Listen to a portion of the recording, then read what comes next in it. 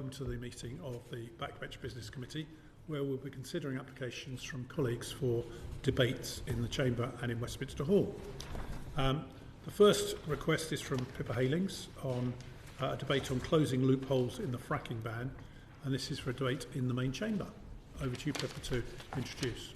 Thank you so much. And really this is about closing what is really quite a small loophole that is left over from the 2019 moratorium on fracking that happened. As we know in the government's or Labour's manifesto, and then since then the Prime Minister and Ed Miliband and Minister Shanks had all said that they were committed to no fracking and sort of a complete ban. However, in the North Sea Futures and the plan that has come out and the from the government, it does say no onshore drilling, but it allows for what's called this propate squeezing, so at a certain amount of hydraulic fracking. And I know that Alison Hume was also would be within her constituency and has also had a Westminster Hall debate on this, where the government sort of said, look, it's not.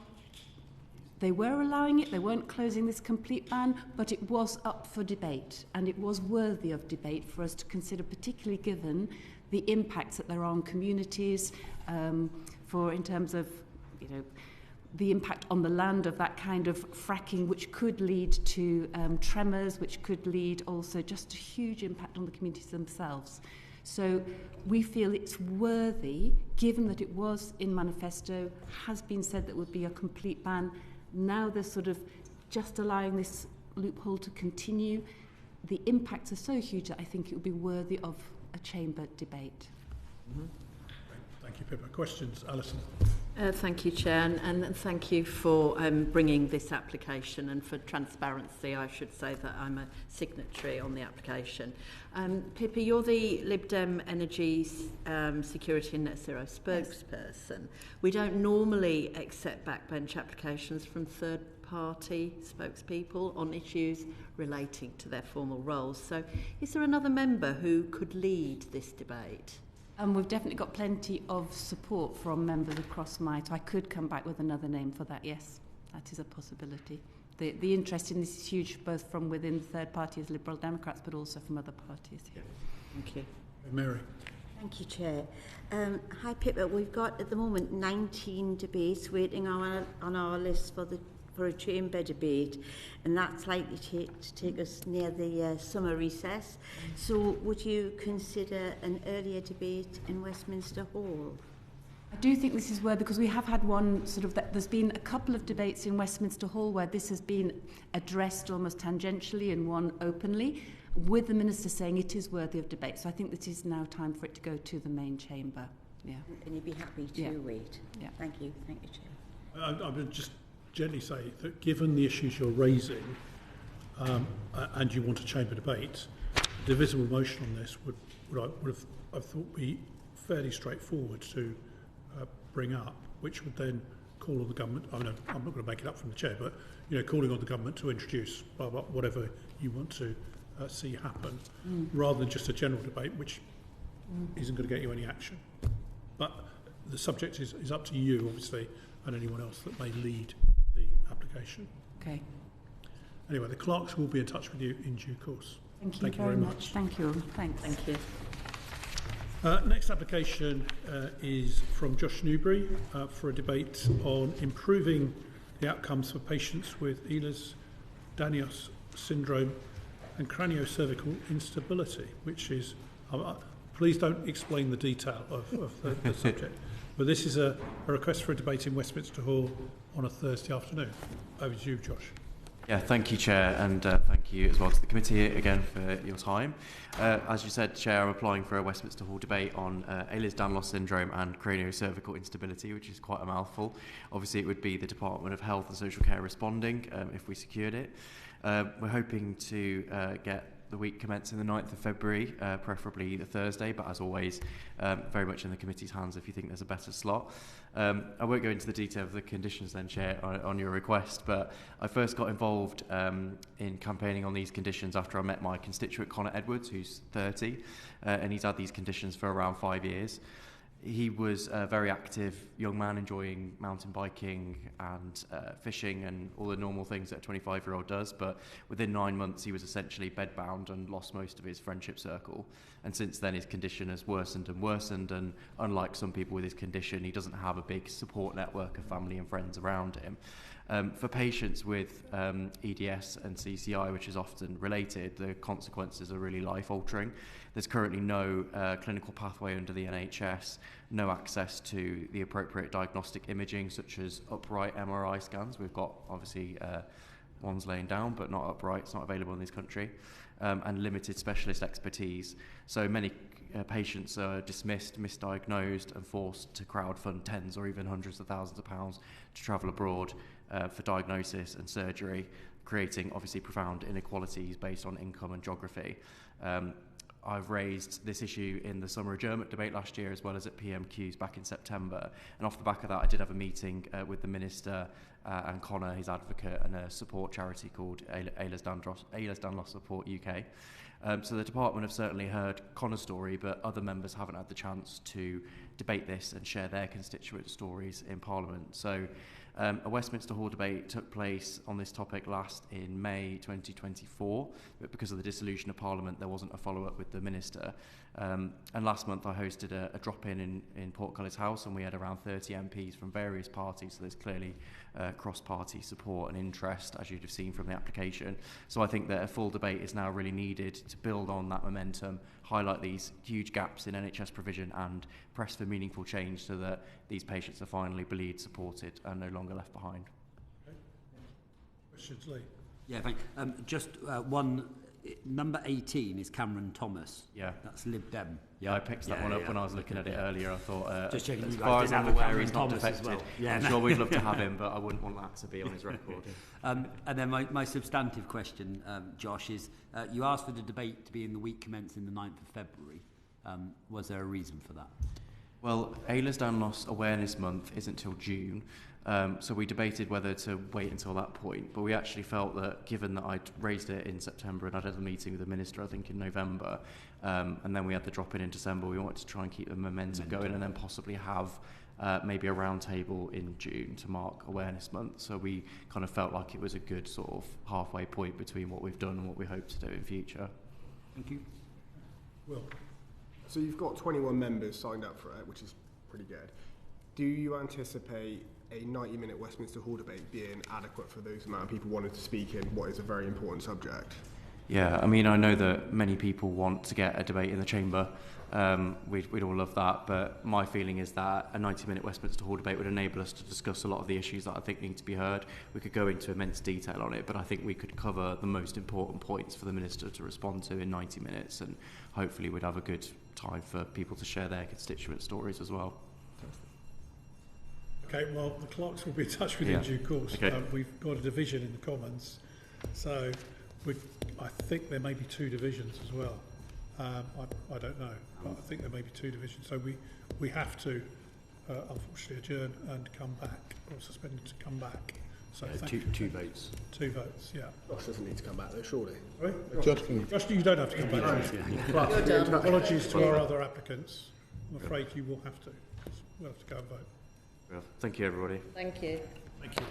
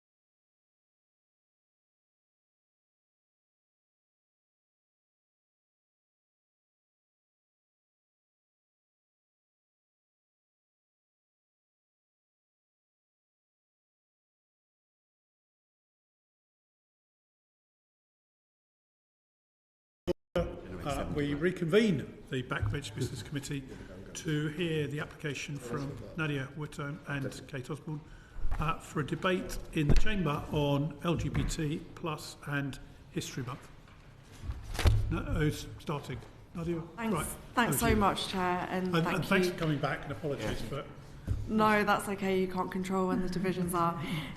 And thank you to the committee for hearing our application. So we're looking for a backbench business debate in the main chamber to mark LGBT plus History Month, which is taking place next month in February. This has been a regular feature of the parliamentary timetable for a number of years now. It's always been well attended. We've heard some very moving and personal testimonies from members either speaking from their own personal experience or on behalf of their constituents, and it gives members the opportunity to discuss the challenges that the LGBT plus community has faced and continues to face, to highlight the contributions of LGBT people, particularly those in their constituencies, to celebrate the important examples of that from their own constituencies, and to consider what lessons that history has for us today. So thank you, Chair, thank you, Committee. It's nice to be Welcome back here. Thank you so much.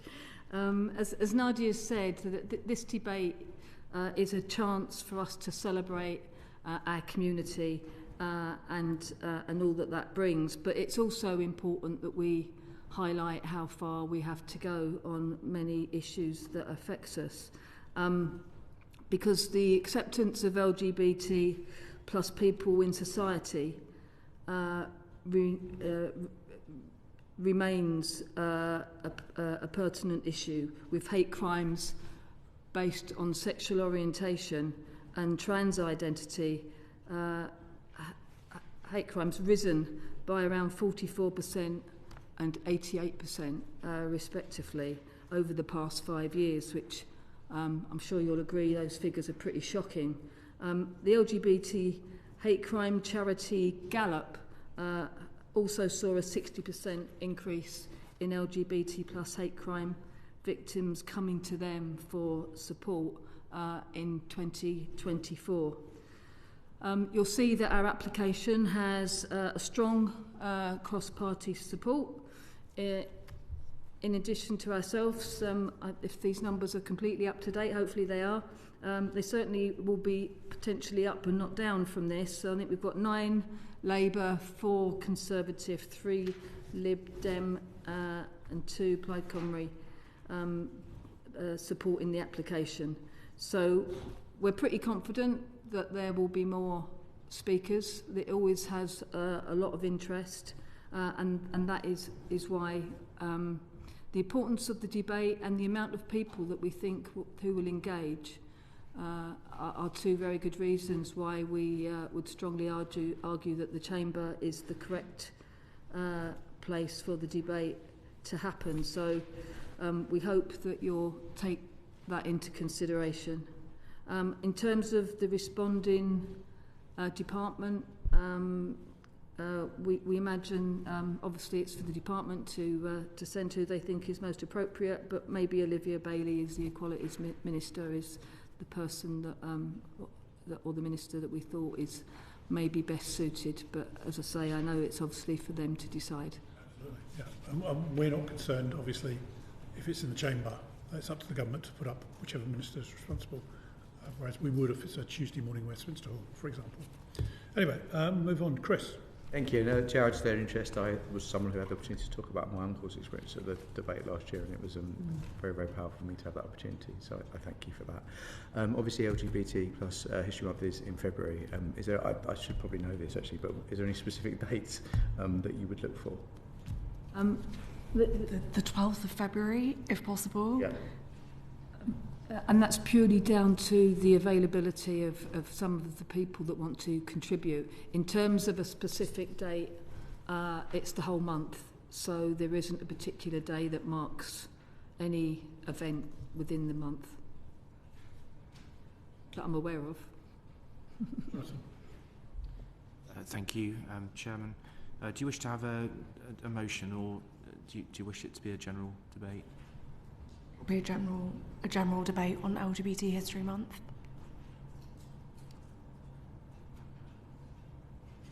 Fine. Any other questions, colleagues? No? Right, okay, well, the clerks will be in touch with you in due course. I note the suggested date, obviously, you've got the 12th of February, so that's the Thursday before the recess for midterm. Yep, okay. Fine, well, we know that, and the clerks will be in touch in due course. And thanks for coming back after the 2 divisions that we've had. Thank you very much. Order. That concludes the public business of the committee. The committee will now retire to consider the applications.